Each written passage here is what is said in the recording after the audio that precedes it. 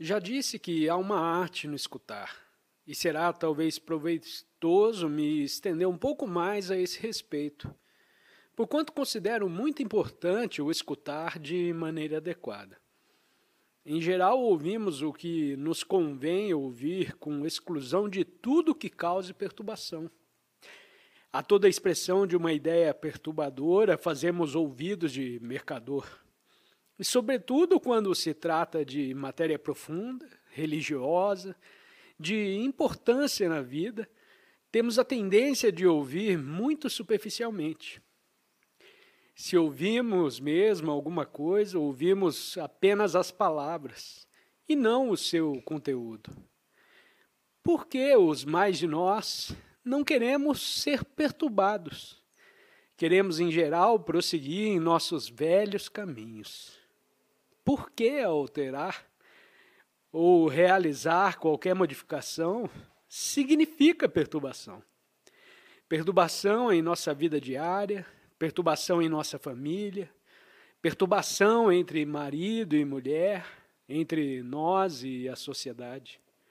Como, em geral, não gostamos de ser perturbados, preferimos seguir pelo caminho fácil da existência. Se esse caminho conduz ao sofrimento, à confusão e ao conflito, isso, ao que parece, tem muito pouca importância. O que queremos é uma vida fácil, nada de muito incômodo, de muita perturbação, nada de pensar em demasia. E assim, quando escutamos, não estamos, em verdade, ouvindo coisa alguma. A maioria de nós tem medo de ouvir profundamente.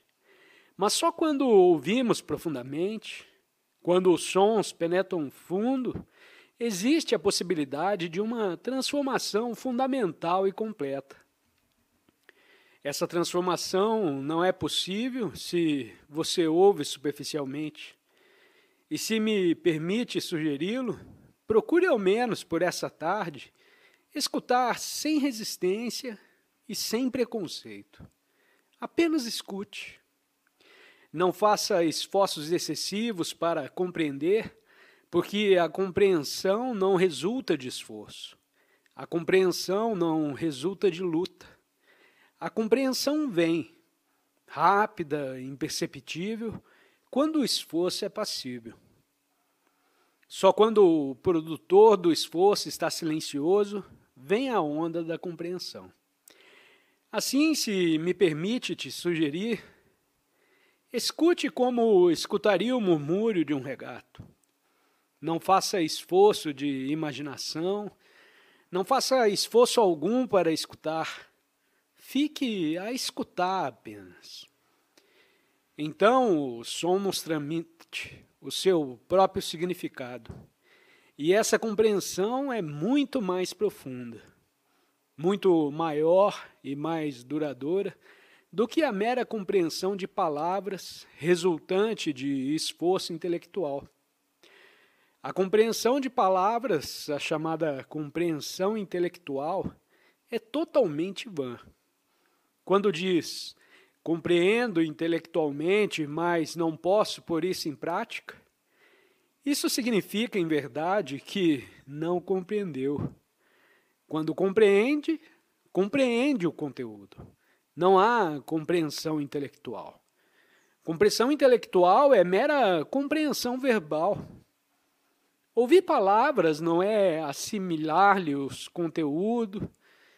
A palavra não é a coisa. A palavra não é compreensão. A compreensão surge quando a mente não faz mais esforço. Isso é, quando não mais opõe resistência, não tem mais preconceito, mas escuta em liberdade de maneira completa. E se posso te sugerir, é isso que deveríamos tentar essa tarde. Porque então há no escutar um grande deleite. Como o escutar de um poema, uma canção, ou de ver agitar as folhas de uma árvore. Então, essa própria observação, esse escutar, comunica um significado extraordinário à existência. A religião, sem dúvida, é o descobrimento da realidade. Lembre-se, religião não é crença. Religião não é procura da verdade. A procura da verdade é apenas preenchimento de crença. Religião é compreensão do pensante. Porque o que o pensante é, isso ele cria. Sem compreender o processo do pensante e do pensamento, nada adianta estarmos presos a um dogma, pois isso não nos revela a beleza da vida, da existência e da verdade. Se procura a verdade, então já sabe o que é a verdade. Se saímos à procura de uma coisa, isso subentende que a perdemos, o que significa que já sabemos o que ela é. O que sabemos é crença, e a crença não é a verdade. Nenhuma crença, nenhuma tradição, por maior que seja, nenhuma das cerimônias religiosas, tão cheias de ideias preconcebidas da verdade, conduz à religião. Tampouco é religião a crença. O Deus do irreligioso, do crente que não crê. Religião é, sem dúvida, permitir que a verdade se manifeste, como quer que seja essa verdade. Não a verdade que desejamos, porque nesse caso se trata apenas da satisfação de um determinado desejo que chamamos crença.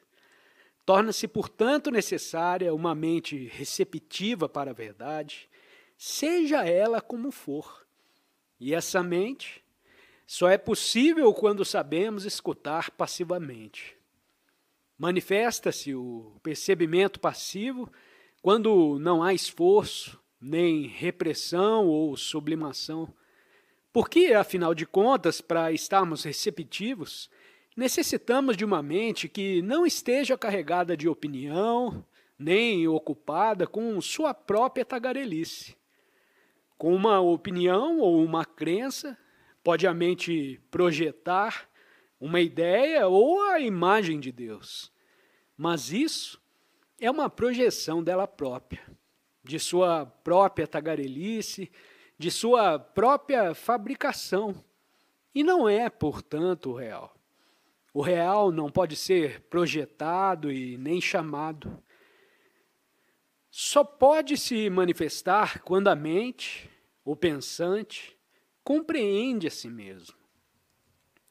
Sem compreensão do pensamento e do pensante, não existe possibilidade de recebermos a verdade. Porque o produtor de esforço é o pensamento, que é o pensante. Sem pensamento, não há pensante. E o pensante, em busca de mais segurança, se refugia numa ideia que chama Deus ou religião. Mas isso não é religião. É um mero prolongamento do seu próprio egoísmo, uma projeção dele próprio. É uma virtude projetada, uma respeitabilidade projetada. E essa respeitabilidade não pode receber a verdade. Os mais de nós somos muito respeitáveis no sentido político, econômico ou religioso. Desejamos ser alguma coisa neste ou em outro mundo. O desejo de existência num outro mundo, sob forma diferente, ainda é autoprojeção e ainda é autoadoração. E uma tal projeção, de certo, não é religião. Religião é uma coisa muito mais vasta, muito mais profunda do que as projeções do eu. E, afinal de contas, sua crença é uma projeção. Seus ideais, quer nacionais, quer religiosos, são autoprojeções. E o segmento dessas projeções é, sem dúvida, uma satisfação para o eu. E, portanto, o enclausuramento da mente numa crença. Isso, portanto, não é real. A realidade só pode se manifestar quando a mente está tranquila, sem ter sido posta tranquila. Portanto, não deve haver disciplinamento da mente para pô-la quieta. Quando disciplinamos a nós mesmos, isso representa apenas um desejo projetado de passarmos a um determinado estado. Esse estado não é o estado de passividade. Religião é a compreensão do pensante e do pensamento. Isso é compreensão da ação nas relações. A compreensão da ação na conduta é religião, que não é a adoração de uma dada ideia, por mais agradável, por mais tradicional que seja, e não importa quem a tenha formulado. Religião é a compreensão da beleza, da profundidade, do vasto significado da ação nas relações. Porque, afinal de contas, a vida é relação. Ser é estar em relação, pois do contrário não temos existência. Não se pode viver no isolamento. Estamos relacionados com nossos amigos, com nossa família, com nossos companheiros de trabalho. Ainda que nos retiremos para uma montanha, estamos em relação com o homem que nos traz o alimento. Estamos em relação com uma ideia projetada de nós. A existência implica o ser, que é relação. E se não compreendemos essa relação, não há compreensão da realidade. Mas visto que o estado de relação é doloroso, perturbador, sempre a variar em suas exigências, nós fugimos dele para o que chamamos Deus e pensamos que com isso buscamos a realidade. Aquele que busca não pode buscar o real. Só pode buscar o seu ideal dele próprio projetado. Assim, as nossas relações e a compreensão das mesmas é que constituem a verdadeira religião. E nenhuma outra coisa é religião, porque naquelas relações está contido todo o significado da existência. Nas relações, quer com pessoas, quer com a natureza, com as árvores, com as estrelas, com as ideias, com o Estado, nessas relações está tudo o que revela o pensante e o pensamento, que é o homem, que é a mente. O eu surge na existência por causa do foco constituído pelo conflito. O foco do conflito origina a consciência individual do eu na mente. Em condições diferentes não existe eu. E ainda que coloque esse eu num nível elevado, ele é sempre o eu, satisfação. Assim, o homem que deseja receber a realidade e não buscar a realidade, que deseja ouvir a voz do eterno, de qualquer espécie que seja esse eterno, esse homem tem que compreender a vida de relação, porque na vida de relação existe conflito. E é sempre o conflito que impede a manifestação do real. Isso é, no conflito ocorre a fixação da consciência individual, a qual diligencia por fugir e escapar ao conflito. Mas só quando compreende o conflito, é a mente capaz de perceber o real. Se não compreendemos a vida de relação, a busca do real é a busca de um meio de fuga. Não é verdade? Por que não enfrentamos o conflito? Se não compreendemos a realidade, como poderemos ir mais longe? Você pode fechar os olhos, pode fugir para os seus santuários e adorar imagens vãs, mas a adoração, a devoção, o puja, a oferenda de flores, os sacrifícios, os ideais, as crenças, tudo isso é vazio de significação se não compreendemos o conflito em nossas relações. Assim, a compreensão do conflito na vida de relação é de primordial importância, e nada mais o é, porque nesse conflito se descobre o processo integral da mente. Se não conhece a você mesmo, assim como é, e não como tecnicamente se supõe que seja, Deus encerrado na matéria ou qualquer teoria desse gênero, se não conhece a você mesmo na realidade, no conflito da existência diária, econômica, social, ideológica, se não compreende esse conflito, como pode passar além e descobrir alguma outra coisa? A busca do que está além é mera fuga ao que é. E se quer um meio de fuga, então a religião ou Deus constitui um meio tão bom quanto a bebida. Não se choque se coloca a bebida e Deus no mesmo nível. Todas as fugas estão no mesmo nível. Não importando se foge por meio da bebida, por meio do puja ou por qualquer outro meio.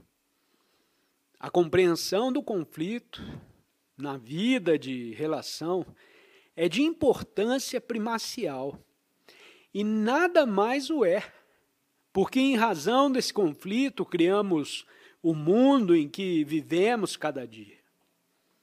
O sofrimento, a pobreza, a fealdade da existência. Estar em relação é corresponder ao movimento da vida. Isso é, a vida é um desafio constante. E quando a nossa reação é inadequada, se dá o conflito. Mas se correspondemos imediatamente, verdadeiramente, adequadamente ao desafio, isso nos traz um estado de plenitude. Na reação que é adequada ao desafio, o conflito cessa. E por isso é de relevância compreendermos a nós mesmos, não de maneira abstrata, porém real, na existência de cada dia. O que somos na vida cotidiana é de suma importância. Não o que pensamos ou as ideias que concebemos, mas nossa conduta com nossa esposa, marido, filhos, empregados. Porque é com o que somos que construímos o mundo. Conduta não significa a conduta ideal. Não há conduta ideal. Conduta é aquilo que somos momento por momento. Nossa maneira de proceder minuto por minuto. O ideal é sempre uma fuga do que somos. Como podemos conhecer o que está longe se desconhecemos o que está perto de nós? Quando desconhecemos nossa própria esposa? Positivamente, precisamos começar com o que está perto para alcançar o que está longe.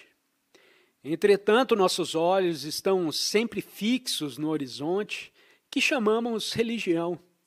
E temos todo o aparato da crença para nos ajudar a fugir.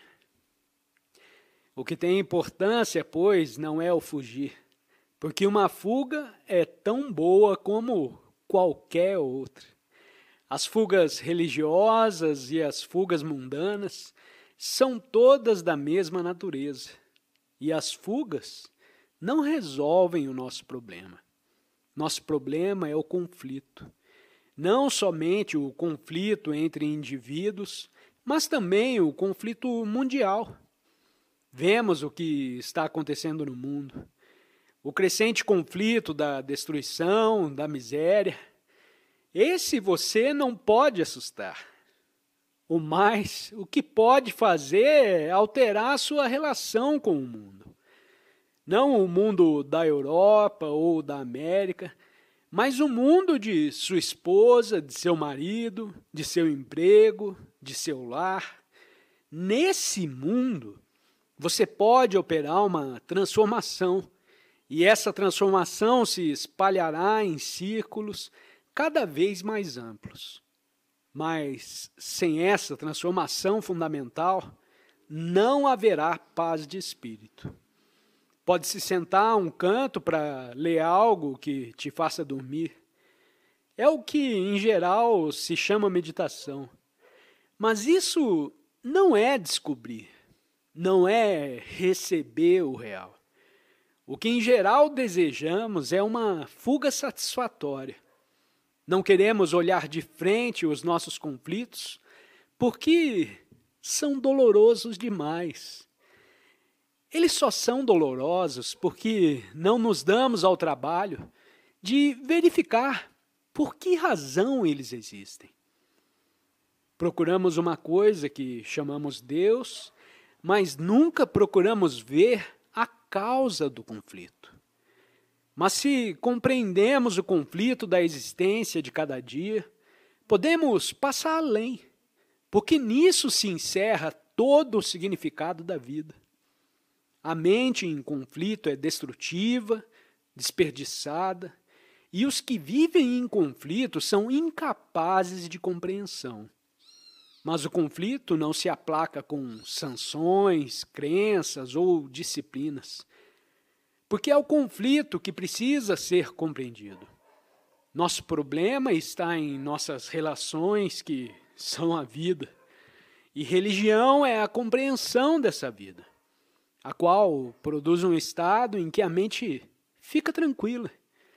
Nesse estado, a mente é capaz de receber o real. E é isso, afinal, que é religião. E não as suas vestes sagradas, seus pujas, sua repetição de palavras, frases e cerimônias. Nada disso, por certo, é religião. São fatores de divisão. Mas a mente que compreende a vida de relação não conhece divisão. A crença em que a vida é una não passa de uma simples ideia e, portanto, sem valor. Mas para o homem que compreende a vida de relação, não há nem os de fora, nem os de dentro. Não há distantes e nem próximos. Relação é o meio de autocompreensão. E a compreensão de nós mesmos, instante por instante, na vida cotidiana, é autoconhecimento. Autoconhecimento não é religião. Não é alvo supremo. Não existe alvo supremo. Tal coisa só existe para o homem que deseja fugir. Mas a compreensão da vida de relação, na qual sem cessar se descobre o autoconhecimento, essa é imensurável. Autoconhecimento, portanto, não significa o conhecimento do eu, colocado num nível elevado. Ele é de todos os momentos, na conduta diária, que é ação, que é relação. E sem esse autoconhecimento, não há pensar correto. Não temos base para pensar corretamente se não sabemos o que somos. Não podemos conhecer a nós mesmos sem abstração e ideologia. Só nos podemos conhecer nas relações de nossa vida diária. Você não sabe que está em conflito? E qual a vantagem que há em se afastar dele, em evitá-lo, como um homem que tem um veneno no organismo que não pode expelir e que o está matando lentamente? O autoconhecimento é o começo da sabedoria. E sem esse autoconhecimento, não podemos prosseguir. E buscar o absoluto, buscar Deus, a verdade, ou o que quiser, é simples busca de uma satisfação projetada de nós mesmos. Portanto, precisamos começar perto de nós, examinando cada palavra que pronunciamos, cada gesto, nossa maneira de andar, de comer, dando atenção a tudo sem condenação.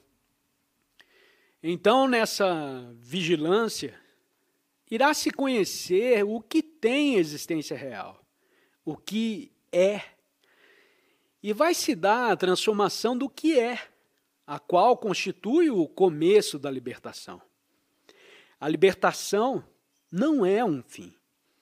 A libertação se encontra momento por momento, na compreensão do que é.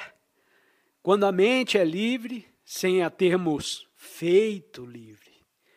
Só uma mente livre é capaz de descobrir, e não uma mente moldada por crença ou de acordo com uma hipótese. A mente nessas condições é incapaz de descobrir. Não pode haver liberdade quando há conflito, porque o conflito é a fixação do eu nas relações.